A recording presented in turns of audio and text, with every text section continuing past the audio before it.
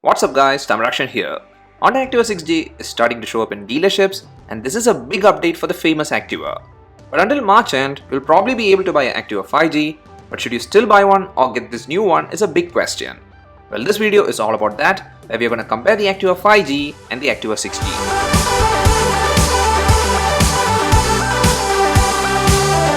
Here, we're going to first check one of the most important factors specifically for this comparison, which is the price. And here is the pricing of the Activa 5G as well as the Activa 6G, and we have standard and deluxe versions for both. And one thing we'll notice is that there is a price difference of approximately 8,000 Indian rupees. Well, that was expected because this update is bound to be a significant one because of BS6 standard.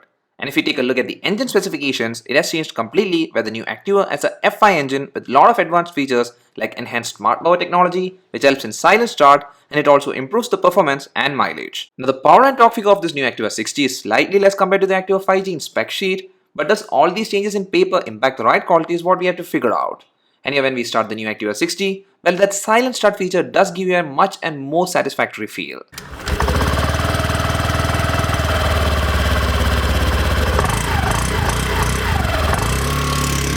And on hitting the road, firstly for the Activa 5G, well, to be frank, this engine is still a very refined one. It's smooth and that quality even as of today is really good. The acceleration graph is linear, but there is enough power to do overtakes while riding in city, and also the ride quality is the best while riding in the speed range from 0 to 60 km/h. You won't notice any vibrations or disturbance from any parts in that speed range, and the engine is also not stressed at all. Getting into the 70s and above that, well, the ride quality drops down, but it's expected because it's a 110cc scooter which is designed basically for city commutes, and therefore I'm not going to complain much here. And overall, just based on the engine quality, the Activa 5G is still a good one.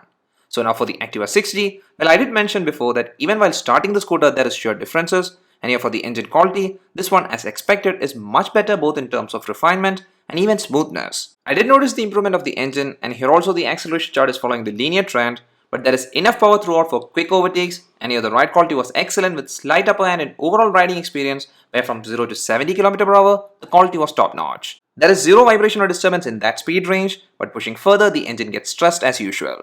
And also, by the way, even though in spec sheet there is slight power and torque difference for the new Activa 6G, it wasn't noticeable.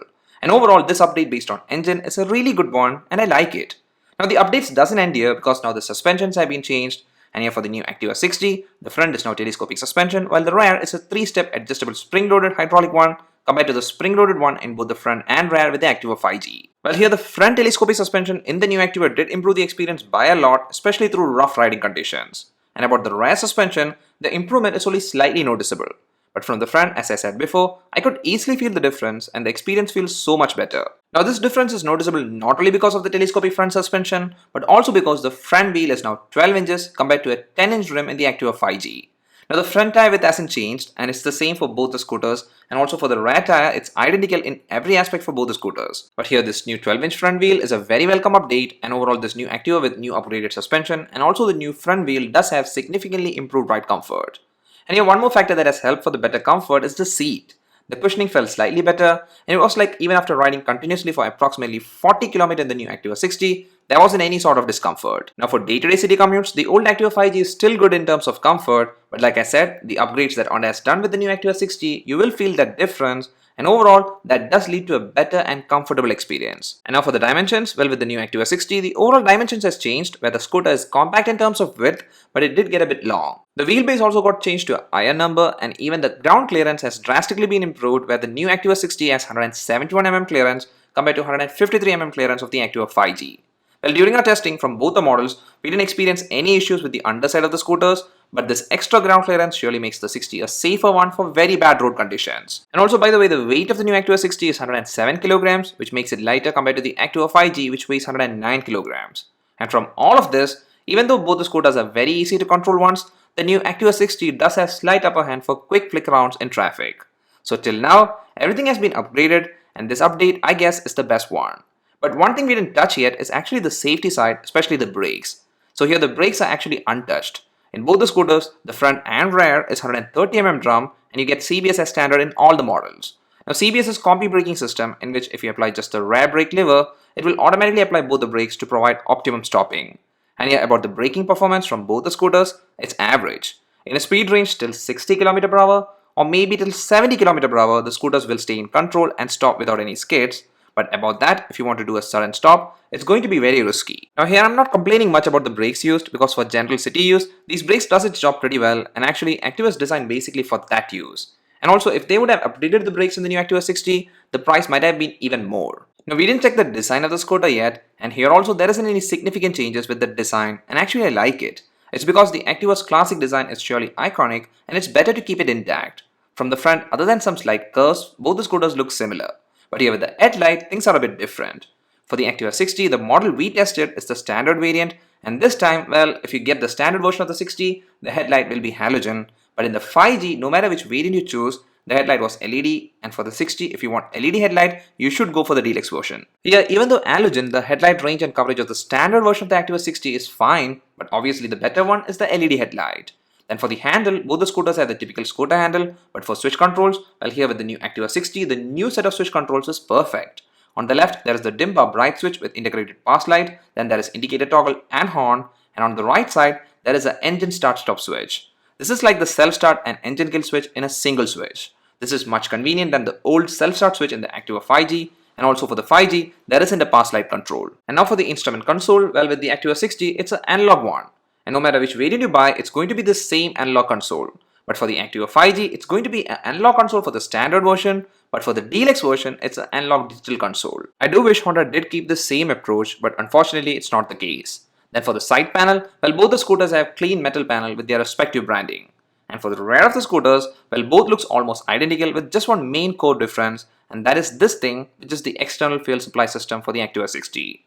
This is so much convenient, and I love this new system. Because with this, by selecting the seat fuel option in the lock control, you can open the access for the fuel cap, and therefore without even stepping out, you can fill fuel. Now in the Activa 5G, it's the old school type where you need to open the seat by selecting the seat option in the lock control, and then after that you can fill fuel. So this is like a much better system has been provided with the new Activa 60. And finally for the exhaust, it looks identical in both the scooters. And now for the storage space, well both the scooters have an under-seat storage option which is almost similar in size.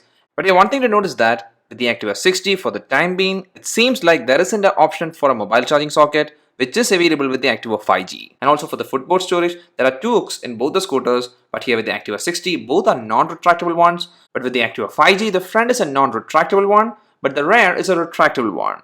So overall for the design, there has been some upgrades which are pretty good ones, but some things like the speedometer looks like a downgrade, even though it doesn't affect the usage much. And here with the 60, if you go for the standard variant, the headlight is halogen, but since there is the option for a LED headlight with the deluxe variant, it's to an extent fine. And now one last thing with both these scooters is that the fuel tank capacity is same at 5.3 liters, and for the mileage, well with the Activa 5G, during our testing in city conditions, we got approximately 48 km per liter, and for the 60, we didn't get a chance to do a proper mileage test yet, but what Honda claims is that there is 10% mileage increase for the 60 compared to the 5G. Well, we'll be confirming that in a separate mileage test video, and if you don't want to miss that, please don't forget to hit the subscribe button.